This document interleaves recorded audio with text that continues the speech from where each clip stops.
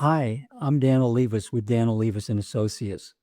It's that time of year again. Your comfort and safety is an important issue to us. When you are ready to service your heaters, please make the arrangements through West Texas Air Heating and Cooling. Contact Luis at 915-343-7574. At the end of this video, you will find Luis's phone number again.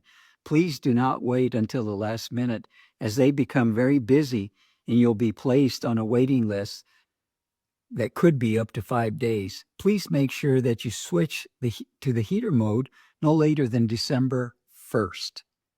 Also, we want to remind you to check your smoke alarms and your carbon monoxide detectors to make sure that they are working properly. And also, don't forget to replace the filters.